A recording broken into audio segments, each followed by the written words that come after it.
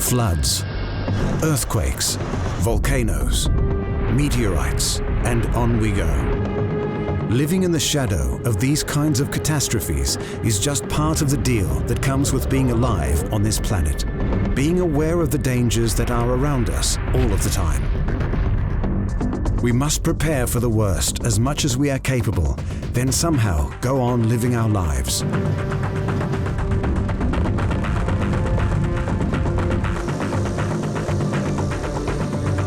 But not all the disasters that we face as fully paid up members of the human race are on the scale of an Armageddon or an apocalypse.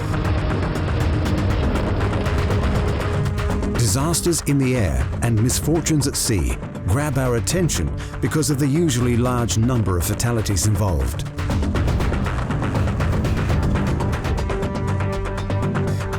However much we might think we have mastered the elements, nature still wins.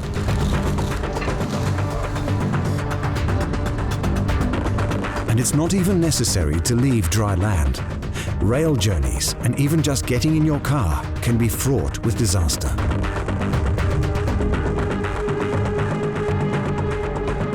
That's the focus for this installment of Desperate Hours, road and rail disasters. So buckle up, it's going to be a bumpy ride.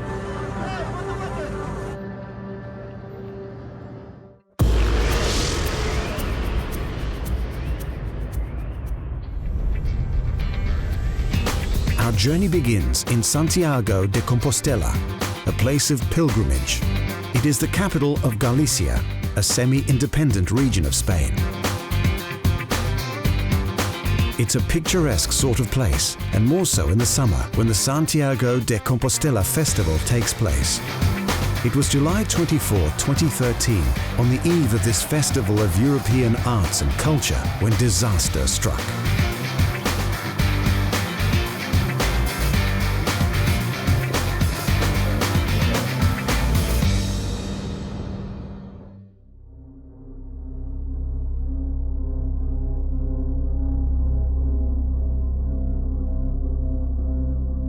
No sé, impacta bastante. Además, siendo las fiestas es lo que más impacta.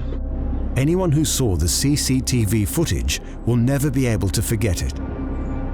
The silver streak of a train rounding a corner, then somehow skidding off the tracks and smashing into a sidewall.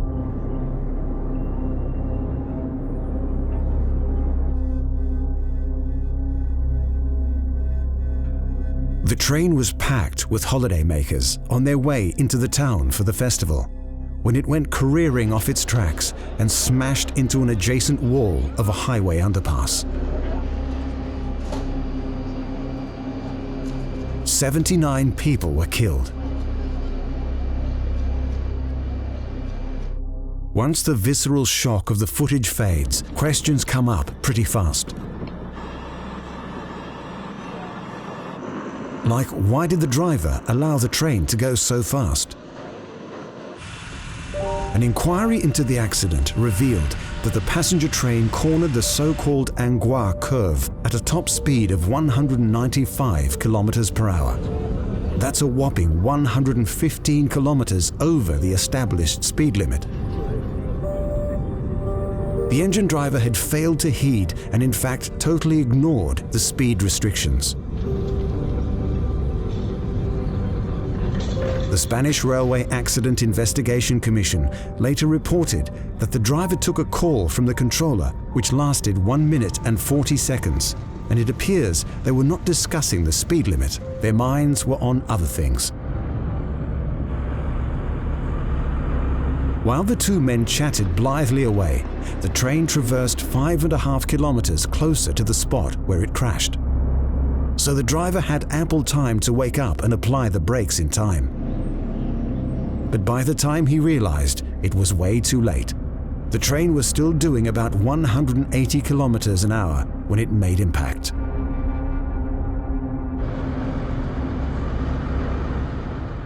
Are you declaring an emergency, sir? Watch all episodes of Ice Pilots. Watch on mobile devices or the big screen. All for free. No subscription required. Download Veely now.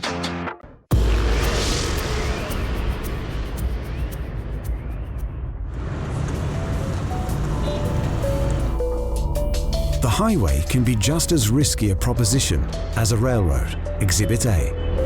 It is around 6:30 on a Saturday morning, March the 22nd, 2014, on the highway to Karachi, Pakistan. A passenger bus bound for Karachi collides with a truck coming the other way. The truck driver had swerved to avoid sliding into a ditch, miscalculated, and smashed into the bus. It didn't help matters that the bus was loaded with smuggled oil drums, or that the bus was carrying petrol and diesel oil cans on its rooftop. When they collided, it was a nightmare. The fierce blaze soon set fire to another bus, creating a thick cloud of black smoke which could be seen from miles and miles away. The pile-up between two buses and two trucks traveling along the coastal highway killed around 40 people, with 30 or more people injured.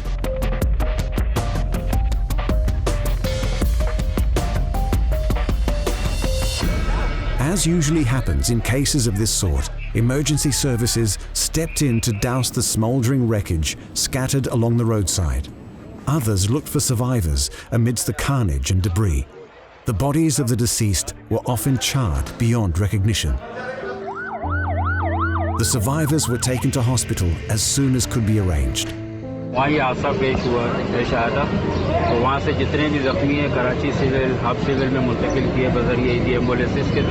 The biggest ever road and rail accidents are next on Desperate Hours.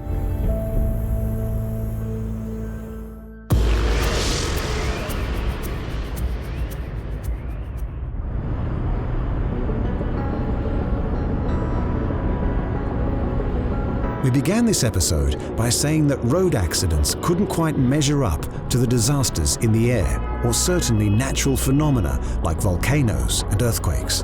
When it comes to the number of casualties, that is.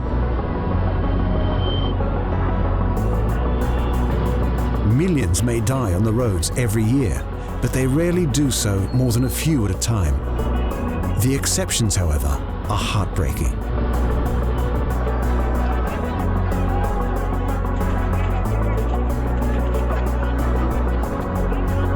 It's not really surprising that the really big pile-ups happen in developing countries.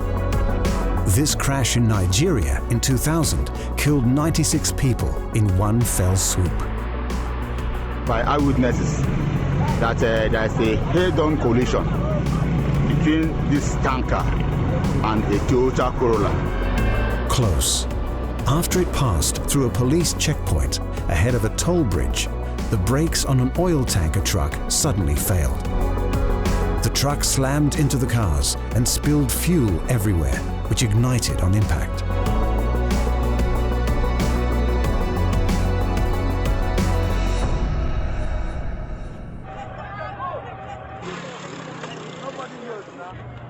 The ensuing blaze engulfed everything inside a 500-meter radius, destroying at least 15 cars.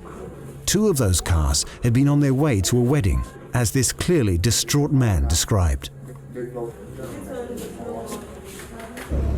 Only one man survived in the second Mercedes. Only the husband survived, the wife, the children, all of them perished. HIV does not kill as much as road traffic incidents is taken on a daily basis. On Nigerian road, we lose on average 100 lives daily. This was far from the only major pile-up in Nigeria that year, but it was the worst.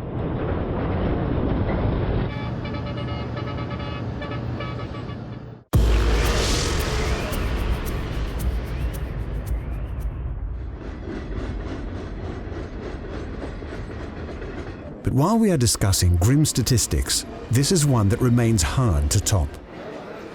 Forget Britain's 19th century Industrial Revolution or the Pacific Railroad in the days of the Old West. The deadliest railroad accident of all time happened in the early years of this century.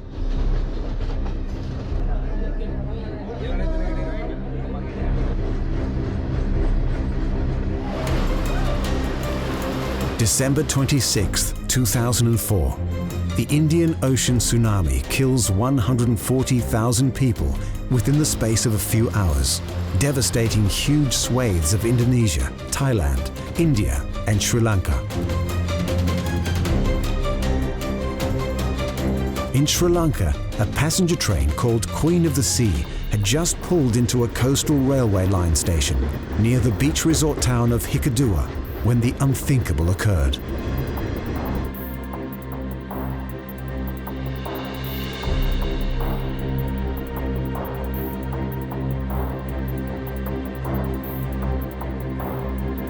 Two enormous waves flooded the coastline, uprooting the railway tracks and tipping over the train, toppling railway carriages on their side, like toy train set pieces.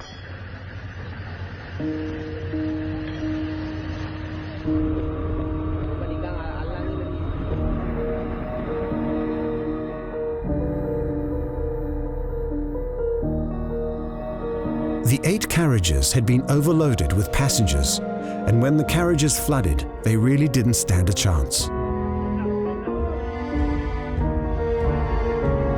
Anyone in the vicinity still alive scrambled to stay ahead of the iron chassis of the train, which wreaked destruction in its path.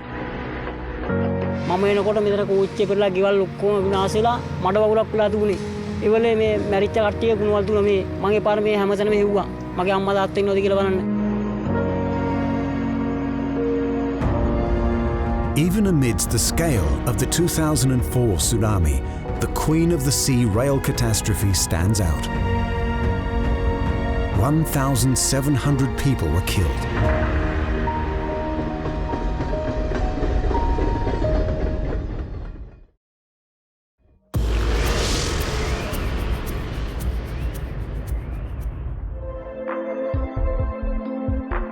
But it's not necessary for anything as lethal as a tsunami to take place for driving to be an occasionally perilous operation. All it takes sometimes is a little fog. In 1977, when 11 people died on the Autostrada del Sol, the so-called motorway of the sun that runs fast between Milan and Naples, fog was the cause of the catastrophe. When a small passenger car braked sharply as it encountered a thick cloud of fog, it in turn was hit from behind by an oncoming vehicle. Nobody was hurt, but when the drivers got out to inspect the damage, other vehicles started running into them. Some 22 vehicles were involved in the crash, and more tragically, 11 people were killed.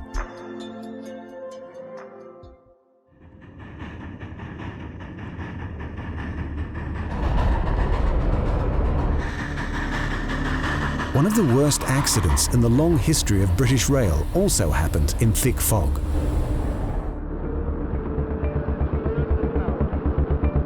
A steam train from London to Ramsgate crashed into the rear of an electric train to Hayes, which was stationary between St John's and Lewisham stations.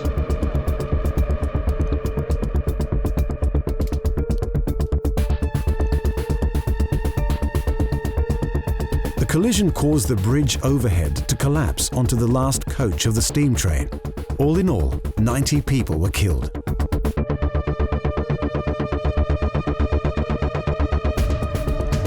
There was an inquiry into the incident. Yes, they had inquiries back in those days as well. It turned out the engine driver had failed to slow down, even after 2 cautionary signals. He only applied the brakes when the so-called fireman yelled to tell him the train was on a collision course. But by then, it was too late. The driver of the Ramsgate-bound train was put on trial for manslaughter charges, but eventually acquitted after 2 separate trials.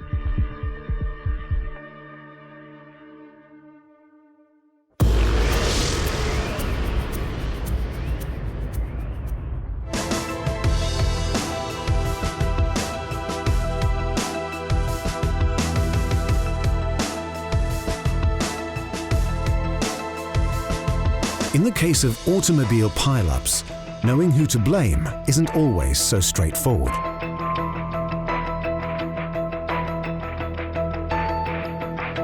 Also wir sind also zum Stillstand gekommen, man denkt sich, nur ist dieser Stau. In 2008, in a motorway pileup involving 100 vehicles, which killed one person and injured 37 others, many quite seriously, who then was responsible? The incident took place in Austria on the A1 motorway linking Vienna with Salzburg. All that week, ice and freezing temperatures had been responsible for numerous auto accidents in Central Europe. Ich will das Auto nicht mehr wegschieben und dann denkt man an gar nichts mehr, dann will man nur mehr weg. Gell? Dann bin ich, also da ist mein Auto, dann bin ich auf den Bahnenstreifen rausgefahren und dann, ja, dann ist alles schwer gegangen. Und dann habe ich im Rückspiegel noch gesehen, wie die LKWs nachgerutscht sind. The general consensus after the accident was that the pileup was caused by a holiday bus. With foul weather continuing, rescue choppers and ambulances had trouble reaching the crash site. Many survivors had to be cut free from the wreckage. The specifics make chilling viewing, but the statistics seem to leave people cold. What else can explain the very human eagerness to get behind the wheel? Because according to the Association for Safe International Road Travel, around 1.3 million people are killed in automotive accidents every year. That's over 3,200 people each day.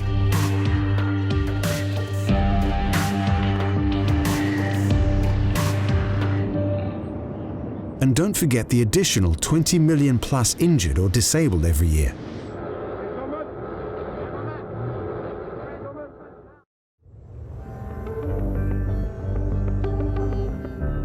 We have been looking at some of the more dramatic car crashes and pile-ups of our time, but big or small, they are recurring themes in auto accidents. Some studies point to distracted driving, such as when motorists talk on the phone, as the #1 cause of accidents on the road. Unsurprisingly, speeding is right up there, as is driving drunk or under the influence.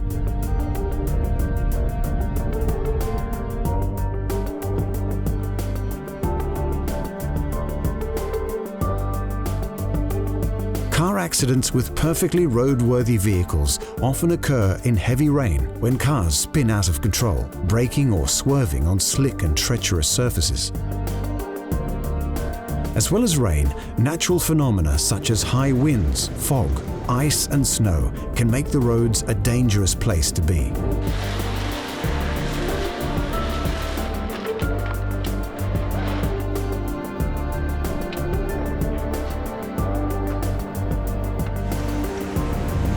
Potholes, of course, and even animal crossings can be hazardous.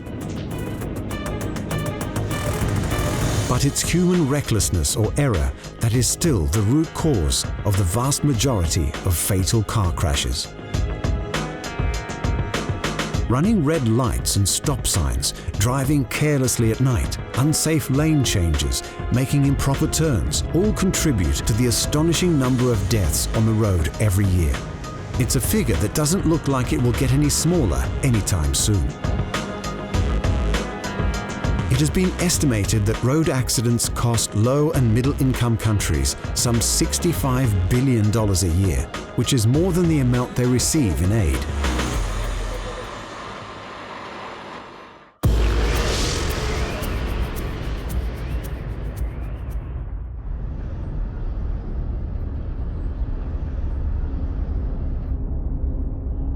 Nine in every 10 deaths on the road take place in so-called developing countries, yet these countries account for less than half of the world's vehicles.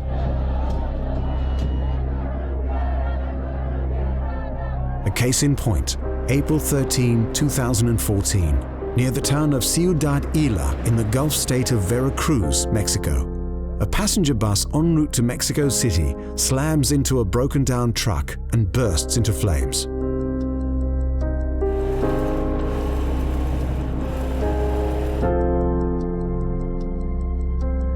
The 3-axle bus was rolling down the highway when it struck a 5-axle tractor trailer, which had broken down by the roadside. 4 people survived the crash, which occurred shortly after midnight. The incident prompted discussion about road safety and what to do about abandoned vehicles in future to avoid such collisions. Pero sí, nos preocupa mucho y nos ocupa, y las medidas vamos a tomar medidas muy fuertes en cuanto a la revisión de ese tipo de transporte por parte de policías federales. A statement from the state civil defense agency said most of those killed were local business people. The agency's emergency director said the victims burned to death inside the bus, which was so badly charred that its tires melted.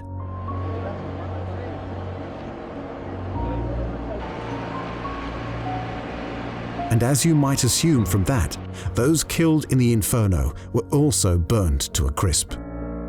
It was impossible to identify most of the victims due to their condition, so DNA tests were the only way to be sure.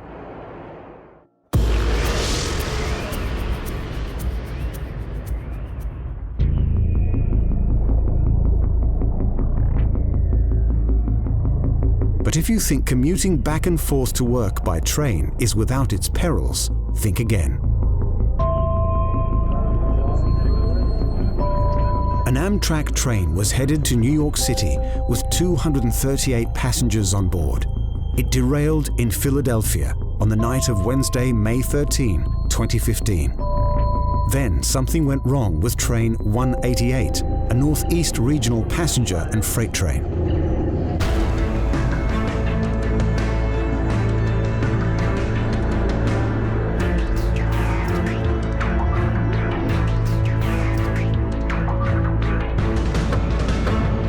And suddenly the train come to a complete deceleration, so as if someone has slammed the brake. Paul Chung, a reporter for Associated Press, who happened to be traveling on train 188 that evening, described the accident as only an eyewitness with a press pass could. And once I got out of the train, I could see the wreckage where it was like in a giant C shape, and I was in the back of the train, and the front of the train looked all mangled up, just piles of metals. And in the middle of the car, you could see the car kind of flip to the side, and I saw people climbing up from the windows, rescuing themselves. The nighttime crash mangled the front of the train, killing 5 people and injuring several more. Passengers tried to escape through the windows of the carriages, which tipped over on their side.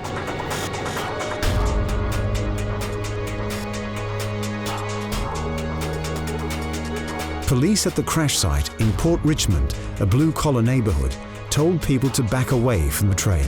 They pleaded with onlookers and the so-called rubberneckers, who seemed to be drawn to the scene of any accident. Roads all around the crash site were blocked off. Waves of firefighters worked throughout the night. Medics carried away the gravely injured on stretchers. Others were put on city buses. Some even managed to walk away from the devastation.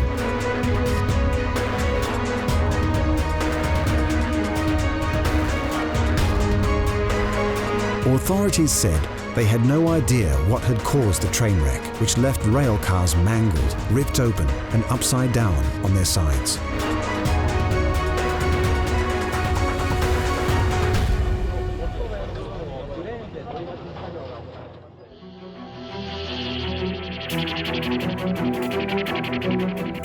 The world can be a very dangerous place. Not only is there the ever-present threat of natural disasters, but the damage mankind is quite capable of inflicting on himself.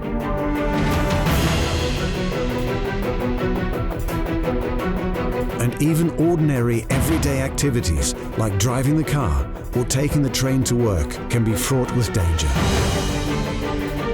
So safety first. Buckle up, look to your left and right, drive carefully, and ride safely. Until the next installment of Desperate Hours.